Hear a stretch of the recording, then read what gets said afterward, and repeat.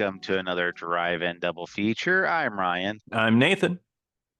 and this is the podcast where we talk about two movies a week every Tuesday and Thursday. But before we get into anything at all, we have a Patreon over at patreon.com/Drive-In Double Feature Podcast. Nathan, I was at my local gardening center the other day, Those are looking going for away. some, looking for a rake. And then after I bought the rake, I went to the NASA facility. As we all do, Eh, of Yeah. course. And I was looking at I was looking at the picture of like one of the space shuttles, Okay. and What are those? I just it's one of those big rocket ship type things, and Oh, okay. Yes. Yeah. and I was crying a little bit, and Mm-hmm. somebody was like, uh they were like, Hmm. oh, if you think that's beautiful, you should take a look at the Patreon for the Drive and Double Feature podcast, where it's got some fun games, fun conversations, just a good old time over there between two friends. It's only $5 a month. And I said, oh, yeah, that sounds like a great time. And they said, I hope Nathan and Ryan realizes how much we appreciate them. And I said, I think they know. Yeah. If you haven't cried to a drive-in double feature podcast, then I don't know what's wrong with you. Just saying. That's right. Hmm. That's right. Hmm. But like I said, it doesn't affect any regular content. It's only $5 a month. But today, we are talking about 1992's Munchie, and that is directed by Jim Wynorski. Nathan, have you ever heard of Munchie before this? I've seen the poster. I've seen the poster on Letterboxd, and I think I've had it on my watch list for a while because it's such a bizarre poster of like just this puppet monster flying on a pizza in the middle. I just it caught my Yeah. eye. Yeah, so I had actually seen Munchie on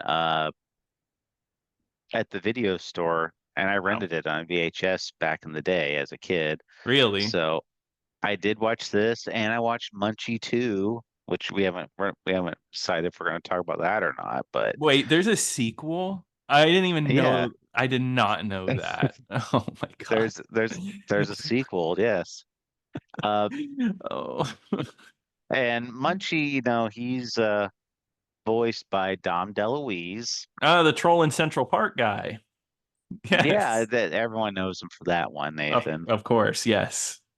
Um, I think it's funny. So when you look, I think Roger Corman must have gotten into like making a bunch of kids movies Yeah. because his name is on this movie.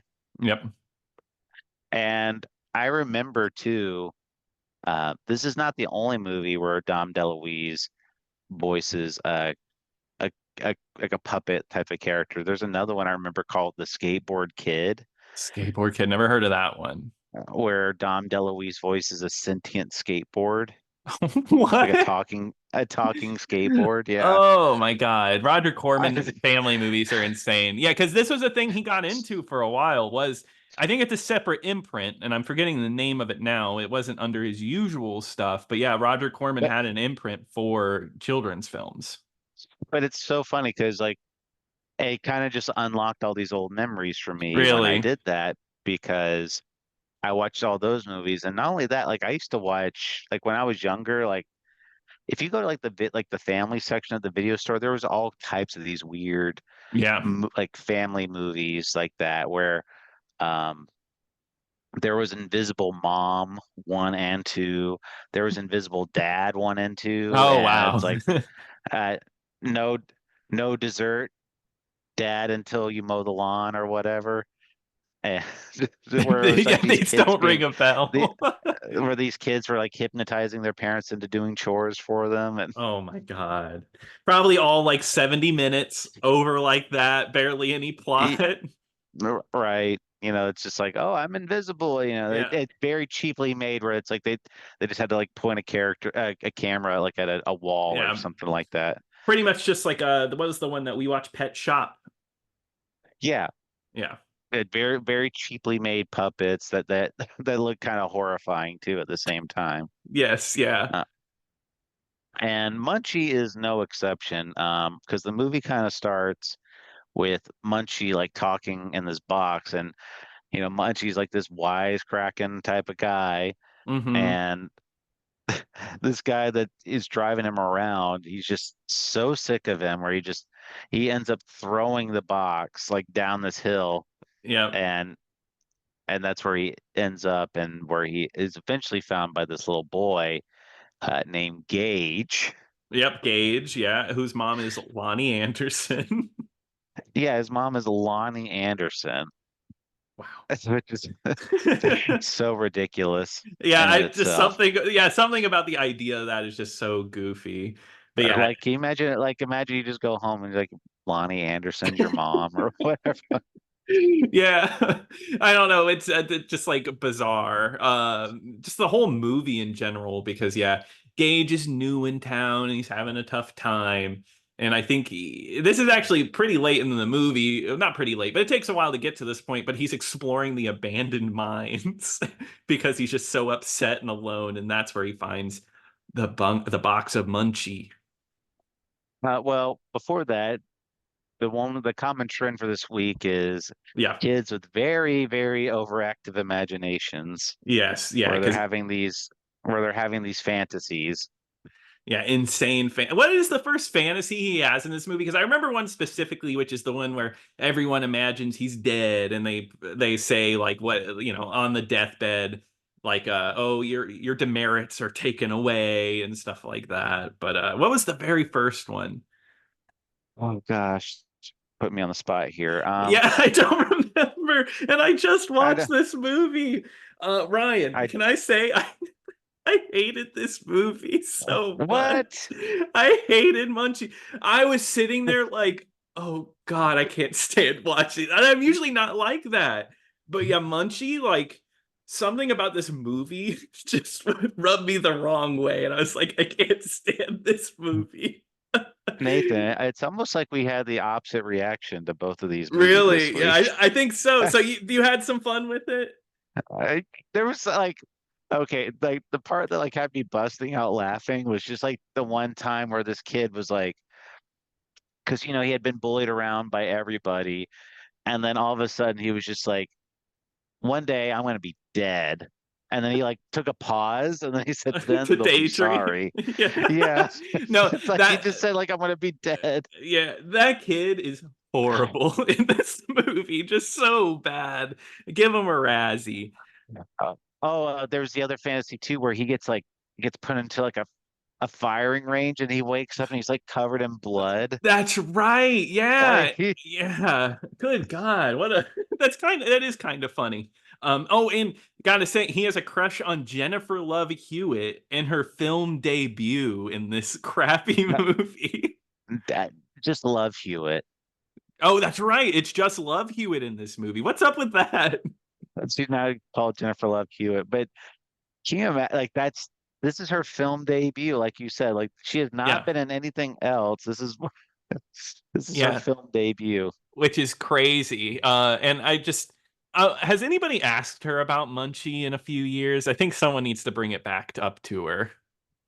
I can imagine her going to like one of these cons, like, she's like Hmm. goes to like a horror con or whatever, like to talk Hmm. about, I know what you did last summer or whatever. Yeah. And then somebody brings up like a Munchie VHS tape, like, sign this for me, please. She has a sign that says "No Munchie" at these cons. Yeah. Don't remind me of Munchie. But yeah, Love Hewitt is the his item of infatuation. But unlike the other movie where she feels sorry, they do build a relationship together. Yeah, and the movie kind of like you said, he's a new kid in town, he's getting bullied. Hmm. Even like the principal is kind of a jerk to him, Hmm. and he's doesn't get a whole lot of affection from anybody or any friendship. And like you said, he's so alone that he does end up going to like these abandoned mines, and that's where we find Munchie. Yeah. Which is a gross puppet. That puppet That disgusts me to no I, end. how I want to hear your description of Munchie. If somebody's never seen Munchie before, what would you describe Yeah, him just as? like a little brown, almost elf creature, very greasy, like really fat fingers too. And he has a gigantic mouth that does not match any of Dom DeLuise's dialogue. It is just like yapping, just blah blah blah, just and Dom DeLuise's mouth comes out, just really just gross, like almost sweaty and oily. I don't know what they made this thing of. It's how I would describe it. I was gonna say like a hairless bat looking thing Oh yeah, that's a good way to describe it. Yeah. because he's got pointy bat ears Yep. and but like you said, he's got like the nose of a dog and he's got this huge mouth and he has like this. For me, the most disturbing part was like the fact that he had like a hairstyle, like he had like look he was wearing like a little toupee almost. Yeah, it just didn't. It just doesn't work very well. Yeah, I'm imagining it now, and I'm having. I don't want to imagine him. But yeah, Why? that fake I hair gotta know piece. though. I gotta know though. Why did you have such a visceral reaction to this movie? What was it? Was I there don't. something in here that made that trigger like where you're like, this is awful? Make this a psychologist session, my therapist or something. Because I don't know. I really don't know. There was something about when I turned on this movie yesterday that I was like, I hate this. I couldn't stand it. Maybe it's just like there's just something about it that just wasn't working for me. I also just found it really almost boring because like there's a lot of nothing nonsense in this movie. Like the kid has a best friend, almost like Doc Brown, that's a scientist. And he is so pointless in this movie. In the end, he starts to make sense, but like there's conversation scenes between them, and I'm like, this is just padding. It was killing me. Well, Nathan, how could you forget this actor? You remember the movie that he was in, though, right? I don't. Nathan, how could you forget the character of Mr. Henchlow from Evil Tunes? I remember the name rings a bell. He was in Uh, Evil Tunes. yeah, so remember he was like the neighbor, and then at the end of the movie, he shows up with the little mini TV. He's like, "It's just in time for cartoons," type of That's thing. right. Okay. It's coming back to me a little bit. It's- One of my So, favorite movies. right, and the other thing too is Evil Tunes was also the Evil Tunes was directed by Fred Olin Ray, Yeah. who is also in this movie. Fred Olin Ray is in this movie. Yeah, Who was he? he was the piano player whenever they were doing like the little like piano scene. Oh, okay, that's cool. That's an interesting little cameo, actually. Yeah, but yeah, when they were having the big party, that's right, when they were doing like the party. Yeah, Yeah, because that there. happens at the end. Yeah, because what happens with Munchie is almost like this is the same year as Aladdin, right? Yep. Yeah, he gives me genie vibes, but I don't know if they work that closely together because Dom DeLuise, it's not really pop culture references, but he's going crazy and also he grants wishes for the kid.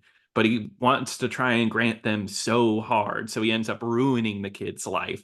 Like he's like, "Oh, you want a pizza?" And he steals a pizza off of like people's plates and delivers it to the kid. Uh, would you eat that pizza? Like, knowing, like, because he doesn't say where the pizza came from, but like knowing where like the pizza's like flying through the sky and everything. No, there would be bugs on there and everything, like a windshield or something. It's so goofy. But like you said, like the whole point of the movie is like, oh, he makes his life worse. I'm like, I don't even think he made his life that bad, honestly. No, he just 'Cause like overreact. He's overreacting.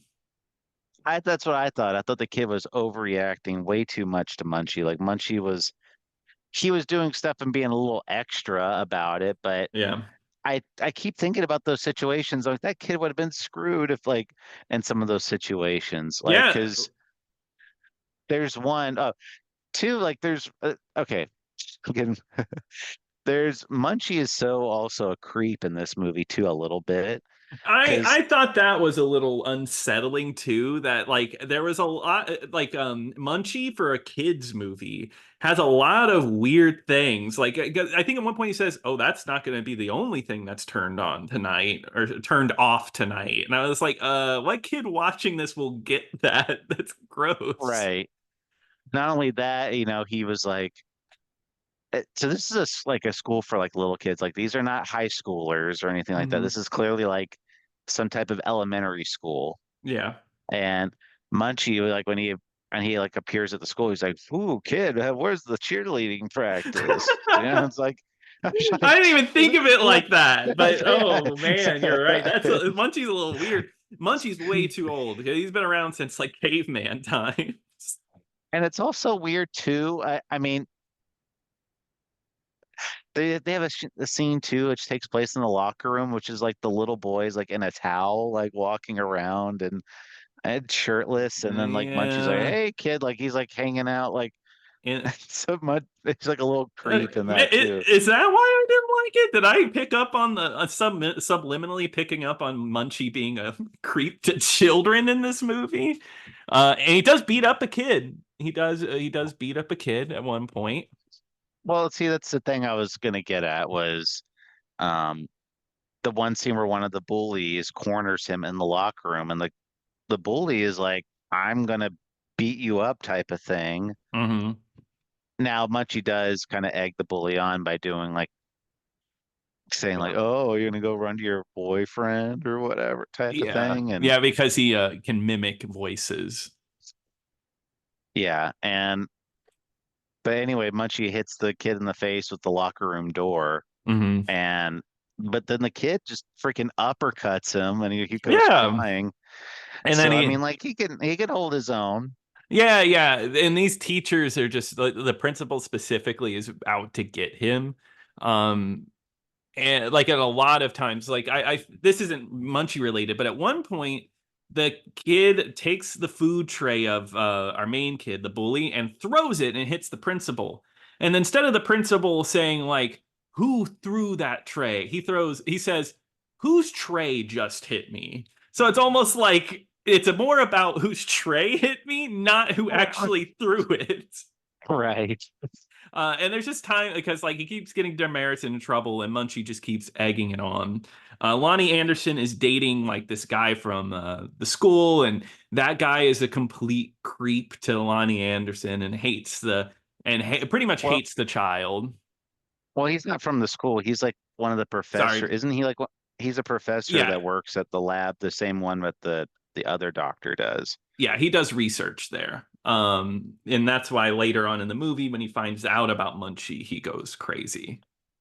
And also too, like uh, he's that guy is also like a jerk too in the movie. But one thing I want to give credit to about this movie, I mean, it's Mhm. not much, but one thing that always was one of my biggest tropes that always has me rolling my eyes a lot of time in certain kids Mhm. movies where like something will happen and it'll happen directly to the boy, and the mom is just like she'll like take like her boyfriend's side or like the new guy's side or Yeah. try to claim like this boy is crazy or whatever. But I was really surprised that Lonnie Anderson actually takes the side No, of her son. I guess yeah, I was surprised by that too because that's usually not how it would go. She is very protective of her son and always defends her son no matter what. Like there's never a moment where she likes this guy, um but yeah, no, she always takes her son's side no matter what, even at the very end of the movie. Well, like there's this one scene where the guy's basically like, you need to start disciplining your son, and she's just like, hold on, like I can handle that. Like Yeah, don't exactly. don't overstep any boundaries here. Yeah, because And there's a part where he yells at the kid, and she's like, "No, do not do that. That is for my job." right. And so he does that.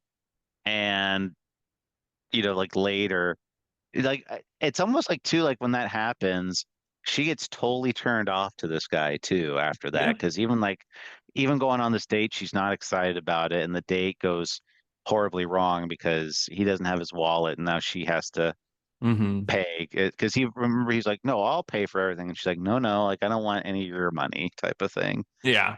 And it doesn't help that Munchie stole the credit card and is now has a whole party going for the kid. They're having a party. Love Hewitt's there. And you know what's crazy? Love Hewitt reveals, yeah, my mom died and now my dad's single. So, instantly from there, the mom and the dad are going to get together. This movie is in such a rush to end. Did you feel this? The party happens, Yeah. that's revealed. They find out who Munchie is, and then it's like, okay, we're in the final Final chase, act. Yeah, final chase sequence. it's Is over.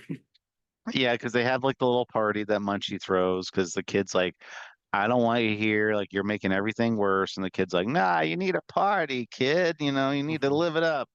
And sure enough, he causes more trouble because Lonnie Anderson gets home and Mhm. it's like, get out of here. And at the end, they do find like Elliot, the new boyfriend, finds Munchie and it's like, Mhm. oh, I'm gonna steal him and we're gonna take him back to the lab and experiment on him because it's revealed by the professor because that's the only thing the professor is good for is that he just does like a lore dump on Mhm. Munchie and basically says like, oh, Munchie's this ancient creature that has always worked hand in hand with humans and done all these amazing things. And Munchie, I think Ed said something like, oh yeah, like I remember when the automobile was invented, I helped invent it or something.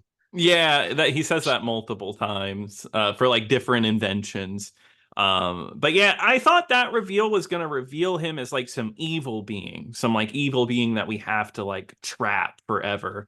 But that isn't done. It's more like they don't even say anything about that. Just like, oh, he's just like an ancient creature, and the old doctor is gonna take him in, and they're gonna go on adventures together. Yeah. And it's just more so like, oh no, he's a good little guy. Like we need to keep him Mhm. around, but they don't reveal why that last guy like threw him off the cliff. It's like that one last guy was basically just like, get the hell away from me type of thing. It's just nobody understands Munchie. The Munchie kid needs, does. yeah, the Munchie needed to find somebody who understood him. But yeah, that's never revealed. There's a scene that's a ripoff of like E.T. where they're flying over everything in the car, looking down. But of course, it's one of those movies where everything works out in the end. I do think it's kind of messed up. The doctor ends up getting arrested because he doesn't have his ID and they think he's a drunk, crazy person talking about Munchie. And the cops are like, go to Lonnie Anderson. And she's like, I don't know who that guy is, letting him get arrested and go to the mental institution, which is really messed up. No matter what you think about this guy, I think that's horrible. And also, this Oh, guy will get he there. did he tried to steal Munchie, Nathan. Yeah, You think you're that's just the trying to make this into an innocent man? well, Are that's you what's taking that side of the crazy Elliot? about this movie. Is that Munchie shows up and everybody is so supportive. Everybody loves this little freaky creature. Like they see him and love Hewitt's like, oh, I love Munchie. And the mom's okay with it too. Like, I don't get it.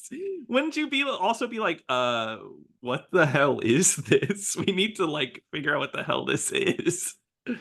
I think you have a little Munchie bias, Nathan. I hate the little guy, and I can't believe there's a second Munchie. Oh, now we gotta watch Munchie Oh, too. you want me to ruin my week? No, I think it's funny. I mean, like, I did not like this movie at all, but of course, at the end of the day, it's something. It had some fun little bits. Like I remember laughing a couple times, more over like just how bizarre this movie could be. Yeah. No, totally. I want to make it clear.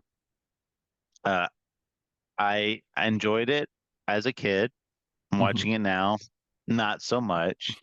It's not a good movie. I won't say it was, but I think it's completely harmless. I don't think it's like a god awful movie by any means, but Mhm. um I would not recommend it though, for sure.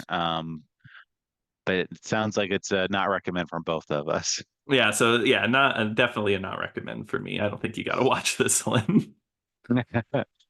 Well, that'll do it, I think, for Munchie. So, Nathan, what are we going to be talking about next time? All right. So on next Tuesday, we are going to be talking about Goldie Hawn's Protocol, which that one is actually streaming over on Plex. Right, terrific. Oh, Ryan, what are we covering on Thursday? Well, Nathan, we're going to be talking about one of my movies growing up as a kid as well. We're going to be talking about the movie Twice Upon a Time, and that is actually on the Internet Archive right now. Cool. I'm excited to watch that one.